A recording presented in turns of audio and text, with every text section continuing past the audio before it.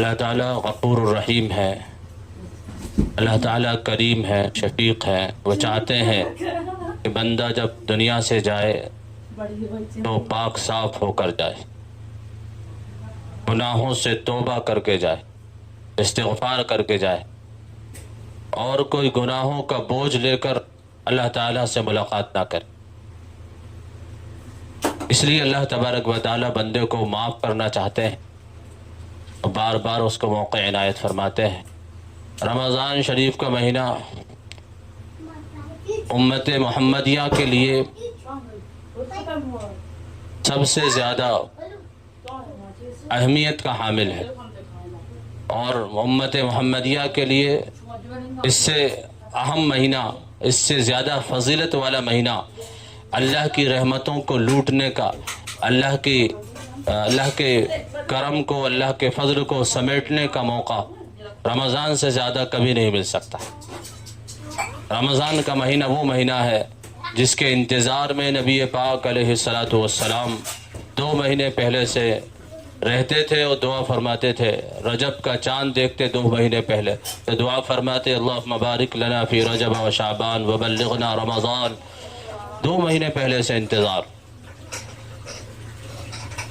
اللہ کے نبی علیہ الصلاۃ والسلام کی یہ دعا یہ بات واضح کرتی ہے کہ رمضان کا مہینہ اہم مہینہ ہے، اس کے انتظار میں نبی پاک علیہ الصلاۃ والسلام رہ رہے ہیں، اس کے انتظار میں وقت گزار رہے ہیں۔ اور جیسے ہی رجب کا چاند دکھتا، رجب کا مہینہ پورا ہوتا، شعبان کا چاند دکھتا، تو آپ علیہ الصلاۃ والسلام رمضان کے شوق میں، رمضان کی عبادت کے شوق میں، اور رمضان کی رحمتوں اور برکتوں کو سمیٹنے کے شوق میں آپ علیہ الصلاۃ والسلام کثرت سے روزے رکھنا شروع کر دیا کرتے تھے۔ روایتوں کے اندر آتا ہے کہ اللہ کے نبی علیہ الصلاۃ والسلام رمضان کے بعد سب سے زیادہ نفلی روزے اگر کسی مہینے میں رکھتے تھے تو وہ شعبان کا مہینہ تھا۔ صرف رمضان مبارک کے انتظار میں، رمضان مبارک کے شوق میں۔ اور وہ ذات روزے رکھتی تھی، وہ ذات انتظار کرتی تھی جو معصوم ہے، گناہوں سے پاک صاف ہے، نبی پاک علیہ الصلاۃ والسلام۔ ہم اور آپ کتنے حقدار ہیں اس بات کے کہ رمضان کا استقبال کریں۔ رمضان کا استقبال تو ان کے یہاں یہ تھا کہ اس کے انتظار میں پہلے سے روزے رکھنا شروع کرتے تھے۔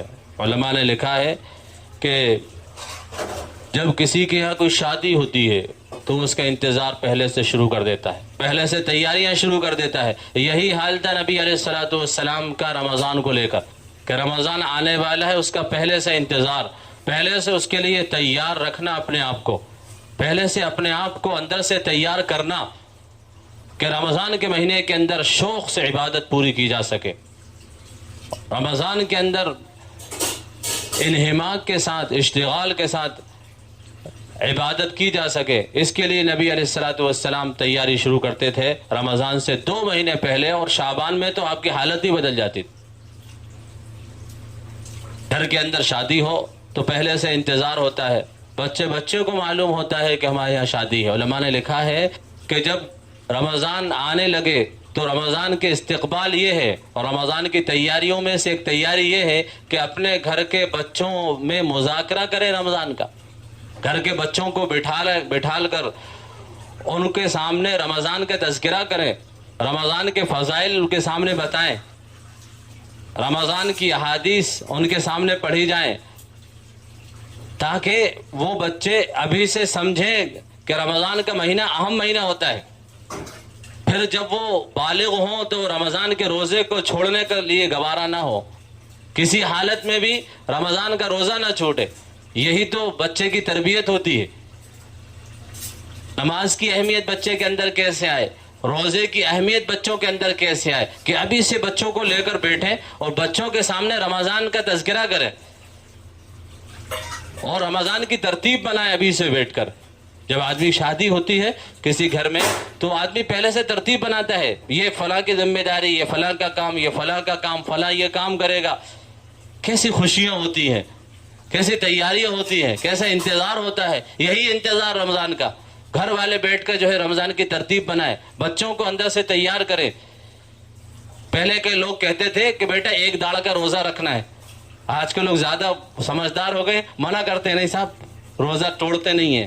ارے بچوں کے لیے تھوڑی ہے, بچوں کو تو ایسے ہی کیا جائے, ان کی عادت ڈالنے کے لیے کہ بیٹا 2 گھنٹے کا روزہ, تھوڑا سا بڑا ہو گیا بچہ 4 گھنٹے کا روزہ, آدھے دن کا روزہ, ایک ٹائم کا روزہ, عصر سے مغرب تک کا روزہ.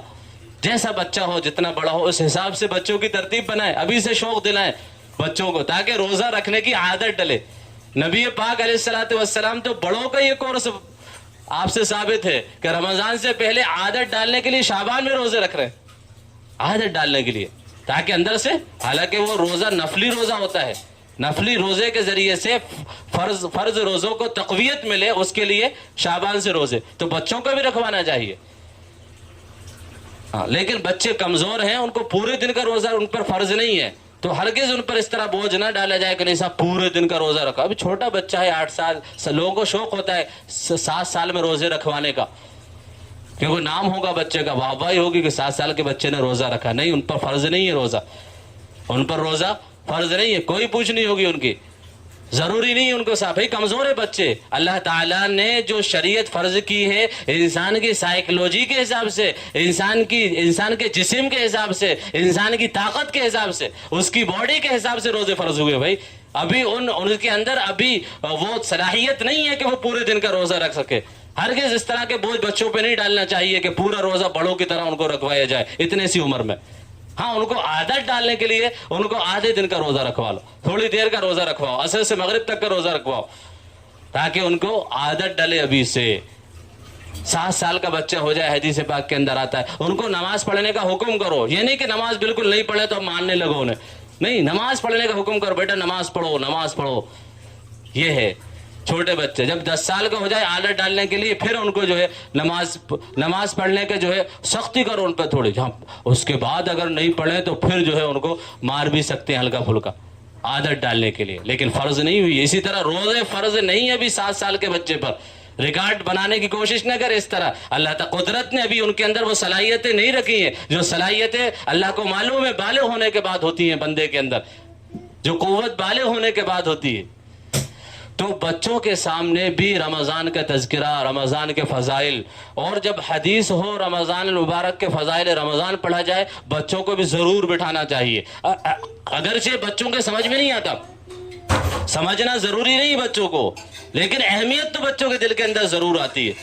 اب بچے چھوٹے چھوٹے لے کے بیٹھتے ہیں, جب بڑے ہو جائیں ان سے پوچھو کہ تم اتنے سے تھے جب ماں کے پاس بیٹھتے تھے, تعلیم سنتے تھے, تمہیں کیا سمجھ میں آیا؟ ایک بھی چیز نہیں بتائیں گے, وہ تو نہیں آئیں گے. ایک آدھ چیز یاد رہ گئی بتا دیں گے, لیکن انہیں تھوڑی نا حدیثیں یاد ہوں گی وہ.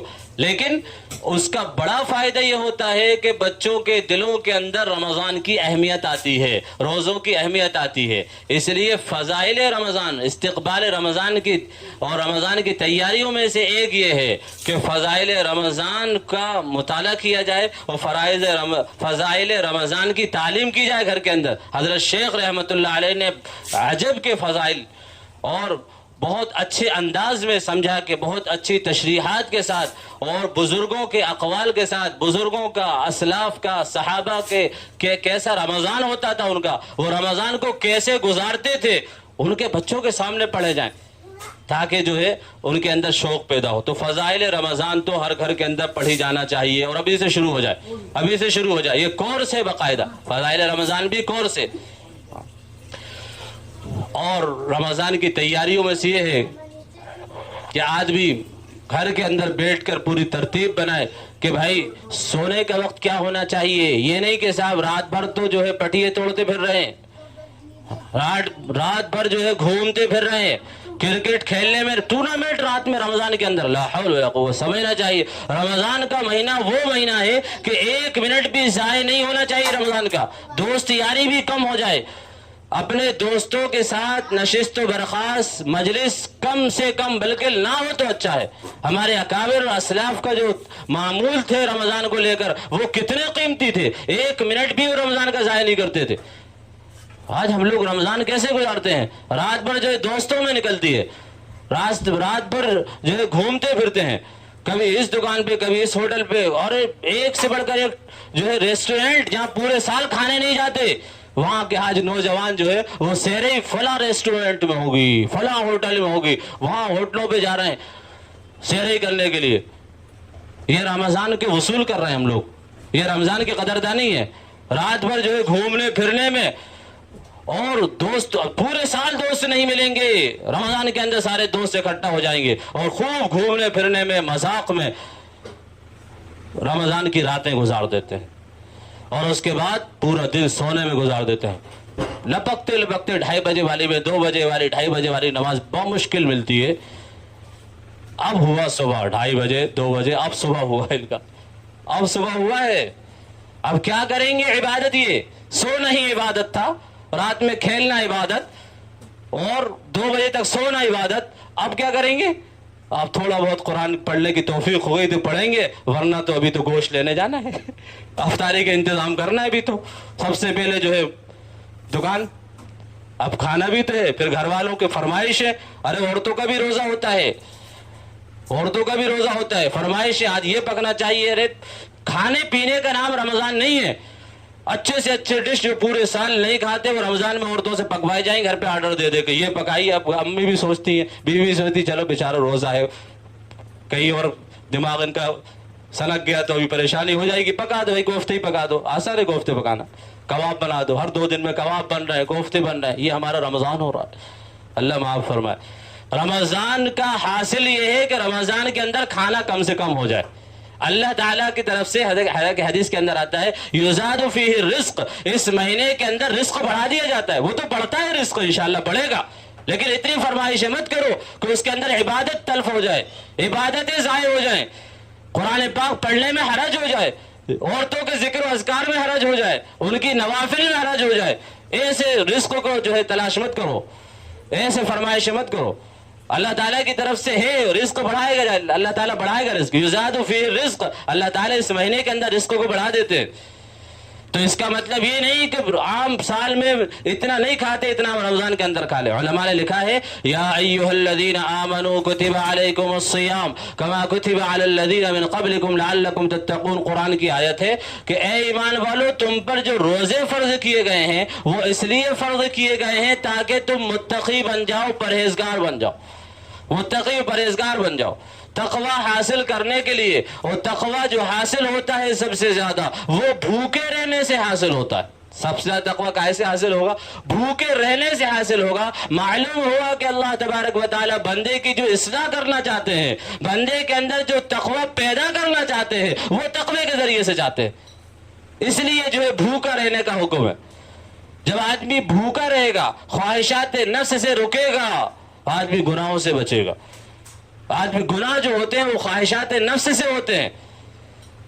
اب وہ خواہشات نفس سے رک رہا، کھانے کو دل چاہ رہا ہے نہیں کھا رہا، کتنی اچھا کھانا اس کے سامنے ہو، کتنی اچھا ٹھنڈا پانی اس کے سامنے ہو، کتنی اچھا ٹھنڈا شربت اس کے سامنے ہو، کتنی اچھی ڈشیں اس کے سامنے ہو، نہیں کھانے کا بالکل. کیوں؟ اس لیے کہ روزہ ہے، روزہ ہے. جب آدمی اس طرح کھانے پہ کنٹرول کرتا ہے، اپنی خواہشات پہ کنٹرول کر رہا ہے، خواہش نفس ہے لیکن نہیں پوری کر سکتا. خواہش نفس پوری کرنا، نفسانی خواہش پوری کرنا حرام ہے روزے کے اندر.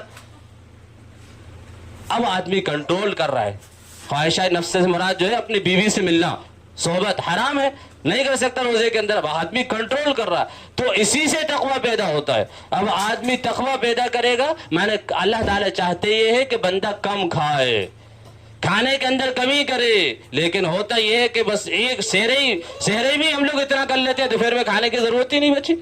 دوپہر کا جتنا کھاتے تھے وہ سحرے میں لپٹا دیا، اور جو دوپہر کا ناغہ ہوا تھا وہ افطار کے بعد ہو گیا، تو مقدار پوری ہو جاتی ہے. علماء نے لکھا ہے کہ مقدار تو پوری ہو رہی ہے ہماری. بھائی جو دوپہر کی مقدار تھی وہ سحرے میں پوری کر لی، اور جو دن کا کھانا تھا وہ رات میں پورا کر لیا، بچا کیا؟ تو مقصود تو فوت ہو گیا. حالانکہ حرام نہیں ہے کھانا، اس طرح ناجائز نہیں ہے، لیکن میں مقصود بتا رہا ہوں. روزے کا جو اصل مقصود ہے اور جو اصل روح ہے روزے کی، وہ یہ ہے کہ آدمی کھانے پینے کی مقدار میں کمی کرے. اس سے تقوی حاصل ہوگا. جو اصل روح ہے روزے کی، تقوی حاصل کرنا. ہاں، تو آدمی کو چاہیے، میں کہہ رہا تھا، آدمی کو چاہیے کہ اپنی ترتیب بنائے کہ کتنے بجے سونا ہے، کتنے بجے تک سونا ہے، کتنی تلاوت کرنا ہے، کس کو کس وقت ذکر کرنا ہے. پورے گھر کے افراد بیٹھ کر اجتماعی تو لگنا چاہیے گھروں کے اندر رمضان ہے، جس طرح لگتا ہے کہ ہمارے گھر کے اندر شادی ہے، شادی آنے والی ہے. ہر ایک ایکٹیو ہے، ہر ایک ذہنی طور سے تیار ہے. رمضان کا مہینہ مہمان ہے اور سب سے بڑا پروگرام ہے، سب سے زیادہ عبادت کا مہینہ، اللہ کی رحمتوں کو لینے کا مہینہ ہے. تو رمضان سے پہلے اس کی ابھی سے تیاری کریں کہ اس کی ترتیب بنا لیں کہ کام کاج بھی کم سے کم کریں، دنیاوی مصروفیات کو کم کر دے آدمی اور عبادتوں کے اندر زیادتی کر دے. عبادت کے اندر عام سال میں جو ہے ہم اتنے روزے نہیں رکھتے، رمضان کے اندر تو پورے روزے رکھ رہا ہے انشاءاللہ. عام سال میں جو ہے ہم قرآن پاک کی تلاوت اتنی نہیں کر پاتے، رمضان کے اندر ہمیں زیادہ سے زیادہ تلاوت کرنا ہے. اور ہر ایک آدمی اپنا ٹارگیٹ بنائے کہ مجھے اتنی تلاوت کروں گا انشاءاللہ اس سال میں، اتنا ذکر کروں گا اس سال. عام سال کے اندر تو 3 تسبیحات بھی پوری نہیں ہوتی. تیسرے کلمے کی تسبیح، استغفار کی تسبیح، درود شریف کی تسبیح، یہ 3 تسبیحات ہے جو روزانہ آدمی کم سے کم بزرگوں نے بتایا ہر عام آدمی کے لیے پورے سال اتنی تسبیح پڑھنا چاہیے. یہ روح کی غذا ہے، یہ روح کی غذا ہے. ہم روح کی غذا پورے سال نہیں دے پاتے، یا اگر دیتے ہیں تو اب رمضان کے اندر اس کے اندر زیادتی کرنا ہے. اللہ نے قرآن کریم کے اندر فرمایا یا ایھا الذین آمنوا اذکروا اللہ ذکرا کثیرا، اے ایمان والو اللہ کا ذکر کثرت سے کرو. کوئی مقدار نہیں بتائی. نماز کی مقدار ہے، 4 کی جگہ 5 نہیں پڑھ سکتے، 2 رکعت فرض ہے 3 نہیں پڑھ سکتے، ہر چیز کی مقدار بتائی. لیکن قربان جائیے اللہ تبارک و تعالیٰ کے اس امر پر. اللہ نے فرمایا اذکروا اللہ ذکرا کثیرا، کتنا ذکر کر سکتے کرو. فَاذْكُرُوا اللَّهَ قِيَامًا وَقُعُودًا وَعَلَى جُنُوبِهِمْ، اگر آپ لیٹے ہو تو اللہ کا ذکر ہو، بیٹھے ہو تو اللہ کا ذکر ہو، کھڑے ہو تو اللہ کا ذکر ہو، ہر حالت میں اللہ کا ذکر کرو. فَاذْكُرُوا اللَّهَ قِيَامًا وَقُعُودًا وَعَلَى جُنُوبِهِمْ. اور فرمایا کہ اللہ کا ذکر جو سب سے کم کرتے ہیں وہ منافق ہے. منافق لوگ لا يذكرون الله الا قليلا، منافق اللہ کا ذکر کرتے ہی نہیں ہے، اگر کرتے بھی تھوڑا سا کرتے. اب ہم اپنے اوپر غور کر لیں، ہم اللہ کا ذکر کتنا کرتے ہیں. رمضان کا مہینہ اللہ کے ذکر کا مہینہ ہے، اللہ کو خوب یاد کرنا ہے، اللہ کا خوب ذکر کرنا ہے. اس کی بھی ترتیب بنائے کہ ہم عام سال میں پورے سال میں اللہ کا ذکر نہیں کرتے، ہمیں جو ہے اتنی مرتبہ روزانہ پہلا کلمے کی تسبیح پڑھنا ہے، اتنی درود شریف کی تسبیح پڑھنا ہے. ارے 1000 مرتبہ درود شریف کی پڑھ دو، کوئی گناہ ہے کیا؟ کوئی وقت لگتا ہے 1000 مرتبہ درود شریف پڑھنے میں؟ کتنا وقت لگتا ہے؟ آپ بڑا درود شریف نہیں پڑھ سکتے، ہم اور آپ تو ہم کیا کریں صلی اللہ علیہ وسلم، صلی اللہ علیہ وسلم. یہ درود شریف ہے، یہ درود شریف، یہ درود شریف پڑھے. کتنی مرتبہ پڑھ لیں گے ہم؟ کتنی دیر لگتی ہے؟ 1000 مرتبہ آدمی درود شریف پڑھ سکتا ہے.